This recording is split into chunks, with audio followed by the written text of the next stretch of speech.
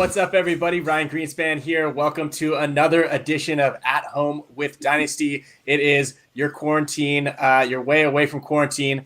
I'm here with Blake Yarber, the adventurer, journeyman. He's a man of many talents. How you doing, Blake? I'm great. Working my way through this. Well, yeah, actually working your way. That's it's funny because we were just talking about it before. About you're working up. You're actually up in San Francisco now. You've been there for how long have you been there? It's 8 months now. 8 months. So how is life in the city for you? Yeah, it's a beautiful city. You know, there's a lot of parks, a lot of big trees. You know, me and trees. A lot of Monterey cypress, which are some of my favorites. A lot of beautiful people. I never get in my truck and drive anymore, which is changed the pace for me because I was driving probably 3 hours a day back in Los Angeles, which is nice. Mm-hmm. A lot of homeless up here, which is something to get used to. Yeah, that can be San Francisco is very progressive, I guess, as they say, with the homeless population there, and it kind of, I guess, can be somewhat troublesome. I know what's your job? What do you do up there? Just so everybody kind of has an idea of who Blake is and what your. I did say journeyman when I introduced you, and I didn't know what journeyman meant until I actually met you, and you explained it to me. Yeah, I was a journeyman back in the day as a carpenter. Today, my job title is a maintenance supervisor or manager, however you want to put it. I go into people's units and fix whatever's broken. And as people move out, I go on there and fix it up, get it ready for the next tenant. Cool. Yeah. Well, so journeyman means you can. It's not that you actually journey to places, which is how the name would make sense to me, because that is also very fitting for you. But it actually means that you just can fix anything, really, right? Well, actually, as the French used to say, Ryan. Well, because I mean, when you first said you're a journeyman, I was like, well, yeah, that makes sense because you love to travel. You know, you go everywhere. You can sleep anywhere, which we'll get into, I'm sure, throughout this podcast.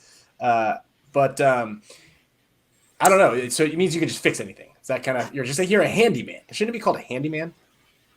That's why I have coffee, so we don't fall asleep during this podcast. Yeah, you could call me a handyman, sure. But journeyman sounds better because it hits both of my elements of surprise in life. That's true. So do you have any camping trips planned? I know you said you kind of want to get a little vacation after the dust settles here. Yep. Currently, I'm rebuilding the van. You know, I jumped into the engine compartment and did a full engine rehaul. So she's running like a peach. And now we're going to dive into the compartment and put a lot of insulation, rebuild the bed, and hopefully when they lift this quarantine, we can go out and adventure for a couple of weeks. Have you made it up to Sonoma County at all? Up north? No, I have not. Here they got the redwoods. You can stop by. Drove through it. But. You drove through it. Well, next time you guys drive through there, you got to stop at my mom's house. You can see the pet ostrich. We've got a lot of raspberries up there, lots of raspberries and blackberries up there, and obviously a pet ostrich. You wanted to check that out. What about the hedges? The hedges where you guys used to play? Oh no, the death hedges. Those things are all dead. I think those things are all gone at this point. I think last time I was up there, I haven't been up there for a long time. But those you can only play in there when you're under 100 pounds. So that's where we used to go. We used to kind of jump from bush to bush along those things, and the branches would break. I can't imagine doing it nowadays. I would definitely injure something. You would for sure get hurt. I would fall, but probably not get hurt. Difference. I would definitely fall. Actually, that's true. So I guess in all the adventures that you go on, I would say that you find yourself in a precarious situation, some way or another. I don't want to say it's because of lack of preparation, because I feel like you're very well prepared. What have you ever been hurt like at all? Like in these, That's a funny like picture. No, no, no, nothing that I need to go to a hospital for. But I've been in some definitely precarious situations. I mean, that picture there, that was in the summer of New Zealand, and I went for a summer jaunt down in the South Island, and it started to snow, which was quite surprising. Luckily, I had enough gear to get through that. Yeah, I mean, it looks like you're pretty well equipped. This is a great story. Tell me. So usually you go at it alone. So let's talk about this one real quick, because this is also one of my favorite stories of Blake's adventures. Is usually you kind of like go out and do your own adventure, and then somehow you make it out alive. This one, you went with a different approach with Steve Nobby, and you found yourself a guide somewhere. Yeah, correct. Me and one of the founders for HK Army, Steve Nobby, great friend of mine. We were down in South Africa, and we were hanging out in this local bar in a little town that we were traveling through, and we were chatting it up with these gals and this guy, and the guy was pretty outspoken, and he said, well, I'm actually I'm an outdoorsman myself. I could take you guys on some wild adventures if you guys are looking for that. Take you see some lions and some I forget what he was telling us he was going to. So anyways, long story short, we paid this guy to take us into the bush. You paid him before. You paid him before he took you anywhere. The night before at a bar, you paid this guy. Okay.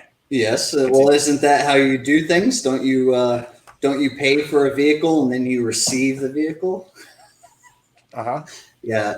As far as services go, especially as you get into these second and third world countries, you need to hold some of that reserve until the service has been fulfilled. So, long story short, we paid this guy, and he took us on this adventure. And he was a handful. Within the first hour, we had to stop because he had major pain in his shoes. He had a toenail coming off, so he gave me some pot pliers and had me pull off his toenail. That was an hour into it. Then as we started walking, we walked probably the first 3 hours alongside the road. Didn't you have like some bikes? Didn't you originally have some bikes with flat tires that he provided? Oh, yeah, you're right. Yeah, you're right. He gave us bikes, and about an hour into it, mine was flat. And then you embarked the rest of the journey on by foot. Yeah, I don't remember what happened to the bikes. I'd have to remember that story better. But yeah, so then we started going by foot, and we started traveling alongside this road for hours, which didn't make sense because we could have just drove the road. And then we finally got to a part where we went into the bush. And as we were going into this bush, this guy was trying to find his way without trails. And he was saying, it's just over here. And we go over there, and there was nothing over there. And he said, oh, we made the wrong turn. It's over here. And after, I don't know, the 10th time doing that, and as the sun fell and we still hadn't reached our destination, I told Nobby, Steve there, that we were going to turn around. I was going to turn around and get out of there. We were down south. Yeah, Steve was walking, and I heard a loud scream behind me, and as I turned around, Steve was up to his waist in the hole. I don't know how he found that hole, and I did not, but yeah. He vanished inside this hole halfway. But yeah, we were in some dangerous territory with black mambas are prevalent down there, and then puff adders and all these really aggressive snakes. How we didn't find it is another question, but they have baboons, which are rampant down there. Me and Steve ran into some baboons without this guy. We didn't want to come around the corner. They were just too ferocious sounding. Yeah. So and then that's funny. I love that story because it was just like so ill prepared, and you guys found this guy in a bar, and then you're like, you seem legit. Here, take all the money now. And then I think he showed up late, and then he's flat tires, and then you guys had no clue where he was going. And then you guys walked along the road for hours. It's like, why couldn't we just drive? And then he didn't know where he was going, and then you guys almost got in a fight with him. That was a great story. I mean, you have so many. There was like, you went to Tasmania and you walked, and you were falling asleep on the walk back. That was pretty funny. Like, just want to quickly tell me that one? I don't have a picture for that one, but I just loved hearing the ending of that one.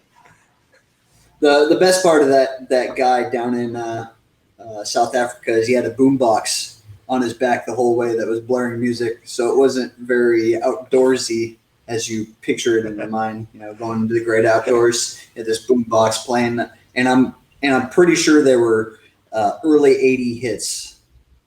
It wasn't current music. It was terrible. It was terrible.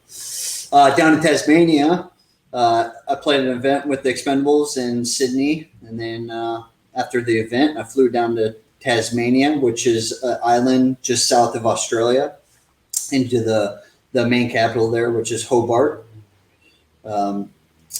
I then got on a bus and went 3 hours into the outback. And I decided when I was in Hobart that I was going to scale this mountain called the Frenchman's Cap. And the lady was saying that it was kind of doable at this time of year. I decided that was good enough for me. So I loaded my bag with a couple supplies and took this 3-hour jaunt into the bush on the bus. And the bus pulled up to a gas station that was in the middle of nowhere and dropped me off and said, "This is your destination." So I went into the gas station to buy some bottles of water and some more supplies because I didn't quite have enough to do my trip, thinking that I was going to be able to buy some food when I got to my destination. And I was out of Australian dollars, so I tried to pay them with a card. They didn't have a card machine, so then I had no forms of paying them other than these 15 other currencies that I happened to have on me. You know, I had dollars, I had euros, I had rubles. I mean, just go down the list for 15 different currencies, and they wouldn't take any of them. So they said, "Sorry, we can't give you anything." And luckily, there was this French gal that was working at the counter, and so as the shop owner turned around and went in the back of the shop, she said, "Just take the food. Go, go, go." So anyways, I started traveling on this Frenchman up to the Frenchman's Cap, which was very boggy and water laden and very difficult terrain to produce mileage on. And I only had one pair of shoes, so I was trying to keep those dry. So I was traveling barefoot for a good portion of it until I realized that my legs were bloody. I looked down and I had blood all over my legs. I thought, what the heck is going on here? And I looked down and I realized that there were leeches. I about jumped out of my pants. You know, I didn't. That thing. I didn't Is have that the Frenchman's Cap? That is the Frenchman's Cap right there. So I made it all the way to the top of that. Yeah, I made it to the top of that just as the sun fell. But I left my bag. That's a good time to get to the top of. I think that's a good time to get to the top. Yeah. Yes, I dropped my bag in a campsite about where we're taking this picture at about noon, and thought that I'd have enough time to get up there and then back. But I just made it to the top as the sun fell. So I had to do that, the retracing of my steps all in the night, and I was exhausted from the travel. So I was falling asleep while I was walking, as you do. But I was too scared. Yeah, I was too scared to stop and take a nap on the trail because it was getting really cold. So I had a 5-hour energy in my bag. This was at 10 p.m. at night. I pounded a whole 5-hour energy, Stumbled into the campsite about midnight and woke up the next day, not in my sleeping bag and with all my clothes on and my shoes halfway on the bed. I was laying halfway on the bed. I just barely made it. Stumbled in and fell directly asleep.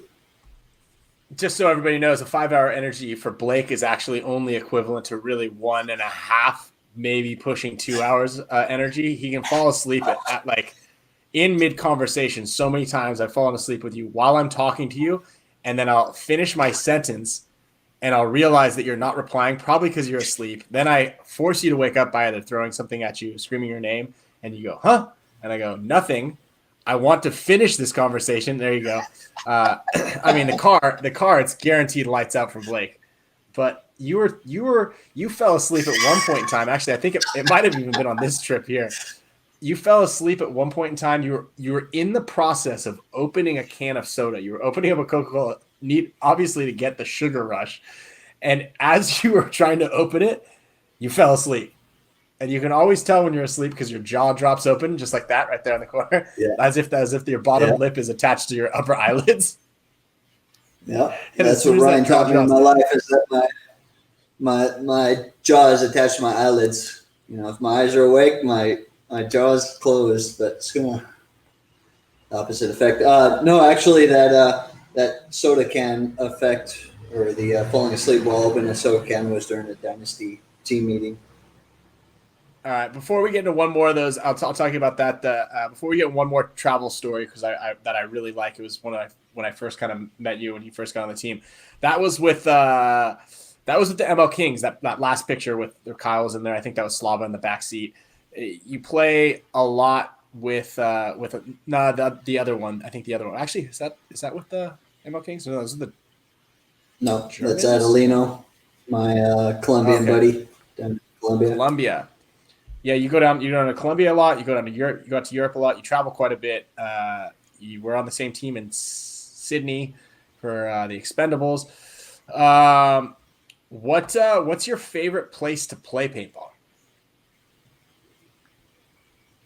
Ooh, because you go to Mexico a lot. You play Arturo's League down there. I really like Mexico. Mexico is like playing in the Wild West. You know, it's rambunctious. Arturo's doing a great job. He has a great league down there, but sometimes Mexicans are tough. They bonus bowling is not bonus bowling down there. It's just playing paintball. So it gets a little rowdy sometimes. I think my favorite place to play is probably Europe. Yeah, Europe. Well, I mean, yeah, I think I like that too. I mean, there's the level of play is a lot higher than everywhere else outside of the U.S. What was it, 2000? When we were playing with the Expendables, you were also the MVP of Prague. That was pretty cool. There and Australia, I want to point out one thing for you, that two of the MVP awards that you've won lately were both when you play up the center. What do you think of that? Mm-hmm. I mean, it's evident that if I play at the middle, which I rarely do, that the team usually has some good results. Mm-hmm. Mm-hmm. You know, so you don't have to break. Go ahead. Yeah, you don't have to break that one down. I've very rarely in my life played up the middle. I played up the middle World Cup when we lost to Edmonton Impact to take second place. That was in 2018, I believe, or 17. 2017. Yep. Yeah, I believe was it the year after we won? We won 2015. I don't know what happened in 16. 17, we took second, I believe, to Impact. That was still when we had the W. Yep. Yeah, you were going for the golden gun. You had a lot of kills on your side over there. Yeah. You were stunting. Yeah. I think. I still have the record. So I have that. I have that going for me. Wow. I didn't get a barrel. I got a plaque though. I got a cool plaque. The older the berry, the riper the fruit. That's right. There it is. The sweeter the taste, right? Well, I definitely think that maybe we should consider talking to Rusty, and maybe you should say you need to be more assertive. Rusty, I I'm do. playing up the middle. Mm-hmm. I like playing down the Doritos, but you're right. I the team tends to have a good result when I do play up the middle. When you do play up the I'm middle, taller than the average player, which is beneficial as a center guy. You know, Nick Laval is slightly taller than I am, and he was dominant for so long because he was so tall. Yeah, with that W, because he could kind of stick his head up through that little thing. Me, I definitely can't do that. Oh, there we go. Sorry. Just a second.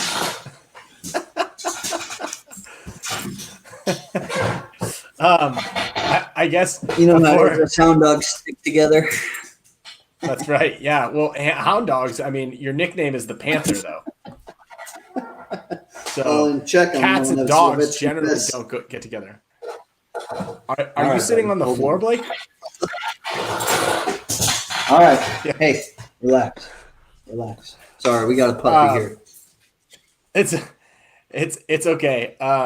That's actually Hunter right there on the screen here, which is right around when you first came on the team. You just got Hunter a buddy. Tell me the story behind this picture real quick. Yeah, that's in the mountains above Los Angeles in the San Gabriel Mountains. And that's in a place called Fish Fork, which is dropping down the backside of Mount San Antonio, which aka Mount Baldy. And anyways, this was early January. Oh, I'm sorry, late December. There was snow cover, and we got to that waterfall that you can see in the picture there. We were trying to come down this canyon because there was so much snow that we were running behind on our rendezvous to meet up with my dad at the end of the trail. He was going to meet us 3 days from the moment of departure, and we were running out of time because there's so much snow cover. So we decided we'd take a shortcut. And anybody that's in the backwoods knows that shortcuts are never a good idea, and we proved it to ourselves why it's not a good idea. So we got to that waterfall. Yeah, we hit that waterfall right at the end of day, and the only way to keep going down Fish Fork was to jump that waterfall right there. You couldn't trek around it. So we decided that we'd wait till the next morning. Right there, that's about 7:30 a.m. in the morning. We stripped down to our chonies, our underwear. Elsewhere in the world, you know them as underwear. Here in California, we know them as chonies. And we jumped, and I had to grab my dog. My buddy jumped in front of me. I was standing in that freezing water right there in my underwear, and I turned around to grab my dog, and he took off up the mountain because he realized what was going on. So I had to chase him for about 30 minutes with my buddy down in the water there going, "What are you doing?" He's freezing. I finally caught Hunter, and I took him, and I said, "Sorry, bud," and I threw him, and his ears were flapping until he hit the water. You can see in the picture how excited he is about that situation. Oh, I love that story. As a matter of fact, I love every single one of your travel stories. I think we could talk about it. Even when I've already heard them a million times, I still laugh at the scenario, the situation, and the outcome. And I just, man, I can't wait for more stories for traveling for you. Just to hear what goes awry. So as I was saying a minute ago, your nickname is the Panther. Okay. Yeah. You have a player-inspired force from Field 1 that is a Panther design. Let's see it. Yeah. You have that headband from HK Army that's also the Panther. You want to tell us a little bit about the nickname, the gun, how you feel, what's going on? Yeah, this I played down in South America a lot. I was one of the Actually, the very first time that I got to play with Dynasty internationally was in Russia. And we were playing in Moscow, this big tournament, and I made a big move. And I believe it was you or Alex called me the Panther for the first time. And Must have that been Alex. nickname He's stuck. much more clever than I am. Yeah, Alex is much more clever than I am. So I would assume, but I see it. I get it. You know, when you're wearing all black and you're kind of like leaping forward with those big moves. Yeah. Right. Yeah, that's what he called me. He said I look like a panther as I play. You know, Cool. So it was an animal that I really loved growing up. You know, I was infatuated with panthers, and then playing down in Mexico and Colombia, I got to really go deep into that heritage, and so this was kind of you know, that gave me a lot of inspiration for the gun. Yeah, I think it's pretty cool, man. I really like that one a lot because obviously I like everybody's designs and stuff. I think that mine and Marcelo's just kind of like the acid wash with the splash is cool. I don't know how unique it is. I mean, mine's unique just because that has that orange on it that just kind of makes it kind of mine. I love Tyler's because it's like it's a bold print on either side. Arturo's is really unique because of the colors and the symbolism behind it. I love Yoshi's because it's like his first big main, like the story behind Yoshi's gun. I love yours because the detail on it is really, really intricate. Like when you get up there and you look at it really closely, I like the story about it. And I love how it comes from the back fade and then to black and then up to the front. And the spots, like it looks spot on. You know what I mean? Like you could tell that's like a Panther print, right? Yeah. You know, and the farther it gets, you know, you can, it almost fades into blackness, and then the closer you get, just like a panther. You know, if you look at a black panther, this is actually, it has the leopard print down below, and I forget what they call that for. Yeah, they actually have that fade as well, huh? Yeah. If you look at a leopard or a black panther up close and personal. Yeah, no, I'm stoked for that. I think that they're going to be coming out. I believe we got word that they're going to be shipping up to the Field 1 office within I think right around the beginning of May. We should have some available and ready for those guys to build. Do you ever go up to the office up there? Yeah, I go occasionally. I haven't been since the shutdown, but I go hang out with the guys every once in a while. Yeah. So it's just so everybody knows. Yeah, bother them. Pretend. Yeah, go over there and see what they're doing. You can't really help or do anything. I tell them the same thing. Hey, I come up there, but I think I'd just be more getting in everybody's way than anything, right? Yeah, they got it. They got it down to a science. You know, they got some really good people up there putting guns together. You don't want me getting in their mix. You can stick to fixing the walls and the plumbing, the showers. I know that you had to recently just fix someone's shower. That was an interesting story as well. Like I said, every story of yours ends up being a lot funnier than it really should be. You know, it wasn't just, oh, I went on a hike and then I, saw some great views and then it was over. Or I was walking through England and oops, ran out of food. So I had to eat berries off the side of the road. It's never just like a casual thing. I mean, even when you and I were in New Zealand and we said, this is a page out of Blake's playbook. We look to the top of this mountain and go, hey, we should hike up to the top of that. How do we do that? And they say, just park your car here, take the bus to the other side, and you hike up the mountain, which it looked like Mordor to me. And there were some ominous dark clouds, and the guide person goes, I don't know if you guys want to hike that today. The clouds look like they're going to come in pretty quick. We go, nah, we're fine. I was wearing a pair of corduroy shorts and tennis shoes. I think I had like a maybe a light windbreaker. By the time we got to the summit of this mountain, you couldn't see 10 feet in front of you because it was and every time we walk up the switchbacks, like you'd face into this gale force wind and rain and sleet, and then you turn your back and walk a little bit further. Then you turn around and I mean, that's just like an everyday occurrence for you. Yeah, they say that the views up there are supposed to be to die for. You know, these scenic volcanic pools. You know, you can see far into the distance. We saw. I could barely make Ryan out 10 feet in front of me. Yeah, I couldn't. Not that I wanted to look that far because the sleet was just coming in so ferociously in our face because we were hiking into the rain. Unfortunately, yeah, it was the only way to get back to the car. But as they say, you know, the best stories don't go smoothly, right?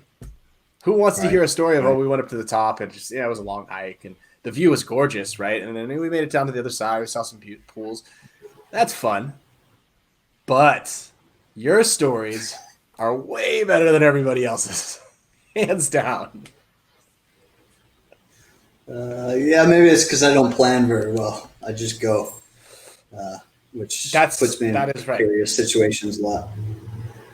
But the one thing I will say is you are prepared for it nonetheless, regardless of your lack of planning. You still make it out unscathed somehow.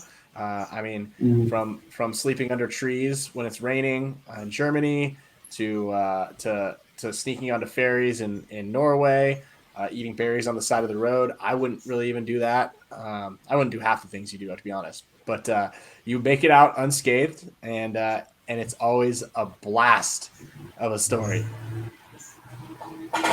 I think one of the roughest nights I've ever had sleeping was I went to France and went to the Palace of Versailles. There was no hotels available, which I didn't look that up beforehand. So I decided I'd sleep in a park with nothing, and I froze my tushy off. That was probably the worst I've ever had. Really? That was the worst? That was one of them, yeah. Yeah, it was cold. That wasn't the worst, but it was one of the worst. So kudos to all these homeless guys that are sleeping on the street. That's true. And I guess if there's a takeaway for anybody at home listening, just a simple sketch outline of what your plan is going to be. Take it from Blake. That's probably a better idea. He hasn't quite learned it yet. I promise you that. And for that, I'm excited that you're still on the team with me, and you're my teammate and you're my friend. And I will continue to hear about the stories. Unfortunately, because you're married now, your wife might actually end up planning for you. So there might not be as many, funny situations because she's probably now going to look after you. However, hopefully, for everybody's sake, you go out on some adventures on your own. Yeah, we all get our hands in the cookie jar, if you will. So I'll get my hand in that cookie jar quite often. She'll have some stories for you, I'm sure. Is there anything else that you'd like to talk about? Shout out. Anything else in the works going on? No, I'm just looking forward to some time outdoors and getting paintball going again. You know, I'm excited to hit the field again, as I'm sure a lot of people are. I'm really glad to hear that the virus isn't crushing everybody like they thought it might. You know, that's because people are staying home. Eventually, the doors are going to open again, and we just got to be smart about it. But. Awesome. Well, I look forward to having you back down here at the house. From the bricks are very welcoming and comfortable right outside the door, so they're ready for you to come sleep on them again, as you normally do. For some reason, you don't like sleeping inside the house; you like to sleep outside, or on the front lawn, wherever you'd like to sleep, my man. It is my doors are open for you as soon as we can get you down here. So thanks. I can't wait. Thanks. No problem, man. Yeah. Good chatting with you, Ryan. Can't wait to see you. You too, Blake. Good to hear from you. Talk to you, man.